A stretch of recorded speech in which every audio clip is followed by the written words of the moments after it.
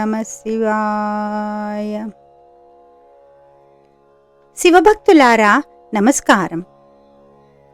మహాశివరాత్రి అనేది శివుని కృపను పొందడానికి అత్యంత పవిత్రమైన రాత్రిగా భావిస్తారు.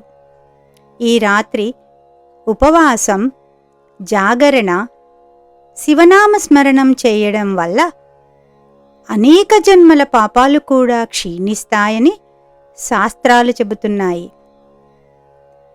కానీ మనం తెలుసుకోని విధంగా అనుకోకుండా చేసిన పుణ్యకార్యాలు కూడా భగవంతుని కృపను పొందేలా చేస్తాయని ఒక అద్భుతమైన పురాణ కథ ఉంది.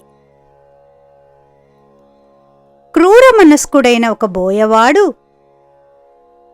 అతనికి తెలియకుండానే చేసిన శివార్చన అతని జీవితాన్ని పూర్తిగా మార్చేసింది.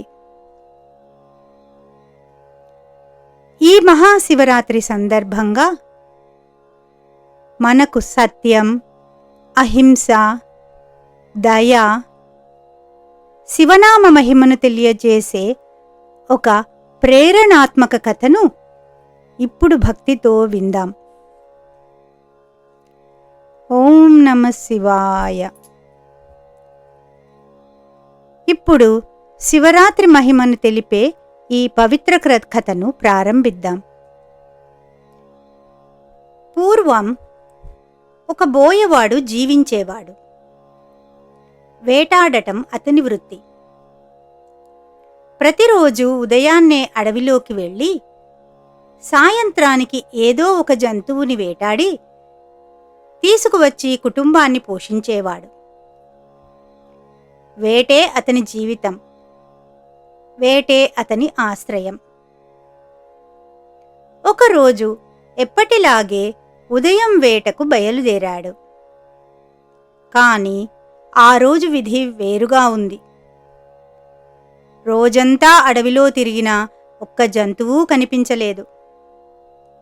సూర్యుడు అస్తమించసాగాడు. చీకట్లు కమ్ముకున్నాయి. ఖాళీ చేతులతో ఇంటికి వెళ్లాల్సి వస్తోందని బాధతో నెమ్మదిగా తిరుగు ప్రయాణం మొదలుపెట్టాడు.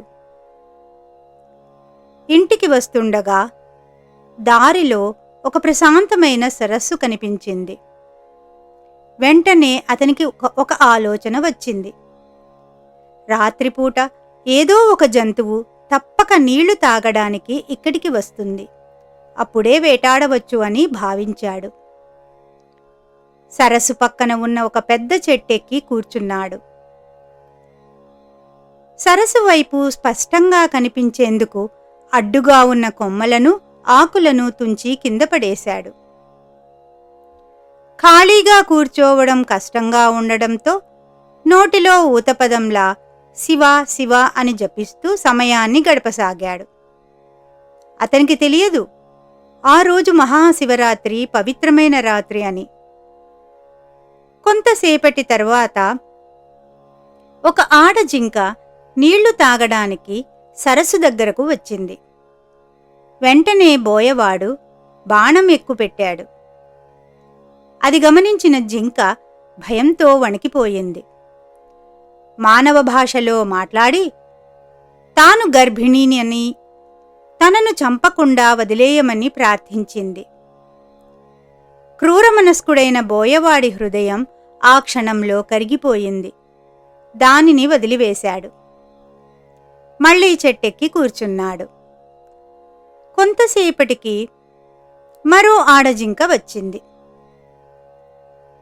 అది తన భర్త కోసం వెతుకుతూ అలసిపోయానని, తన శరీరం బలహీనంగా ఉందని కొంత సమయం ఇవ్వమని వేడుకుంది. ఏ జంతువు రాకపోతే నేనే తిరిగి వస్తాను అని మాటిచ్చింది. దానిని వదిలేశాడు. తర్వాత ఒక మగజింక వచ్చింది. అది ఆ రెండు జింకలు ఈ వైపు వచ్చాయా అని అడిగింది. బోయవాడు జరిగినదంతా చెప్పాడు. అప్పుడు ఆ మగజింక, వాళ్లను చూసి వచ్చిన తరువాత నన్ను సంహరించండి అని చెప్పి వెళ్ళిపోయింది. రాత్రి గడుస్తోంది. చలి పెరుగుతోంది. కాని బోయవాడు 4 జాములు మెలకువగా చెట్టుపైనే కూర్చున్నాడు. తెలియకుండానే శివనామస్మరణ చేస్తూనే ఉన్నాడు.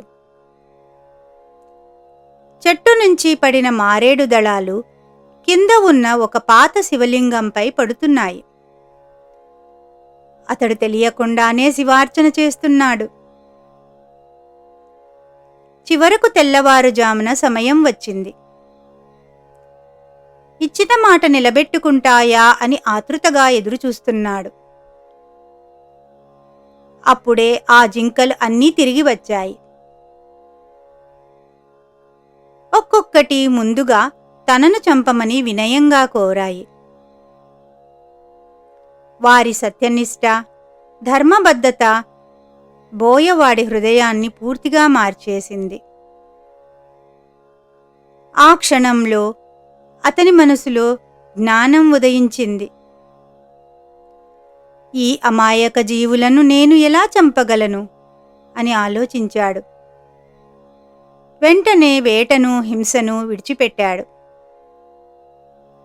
దయా, అహింస మార్గాన్ని స్వీకరించాడు. అతడు తెలియకుండానే ఆ రాత్రి ఉపవాసం చేశాడు, జాగరణ చేశాడు, శివనామాన్ని జపించాడు, మారేడు దళాలతో శివార్చన చేశాడు. అంతా మహాశివరాత్రి రోజునే జరిగింది. అందువల్ల పరమేశ్వరుని కృప అతనిపై ప్రసరించింది. పురాణాలు చెబుతున్నాయి, ఆ జింకలు పరమేశ్వరుని అనుగ్రహంతో మృగశిర నక్షత్రాలుగా మారాయని. ఆ బోయవాడు కూడా లుబ్ధక నక్షత్రంగా ఆకాశంలో ప్రకాశిస్తున్నాడని. ఈ కథ మనకు ఒక గొప్ప సందేశం ఇస్తుంది.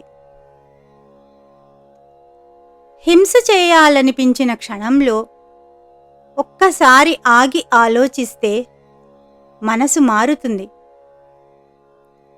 సత్యం, దయ, అహింసా మార్గం ఎంచుకున్నవారు శాశ్వత కీర్తితో నిలుస్తారు. తెలియక చేసిన పుణ్యం కూడా మన జీవితాన్ని మార్చగలదు. మహాశివరాత్రి, రాత్రి జాగరణ, శివనామస్మరణ ఎంత పవిత్రమో ఈ కథ మనకు గుర్తు చేస్తుంది.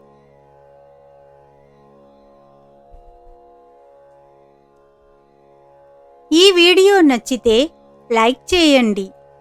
శివనామం కామెంటులో టైపు చేయండి.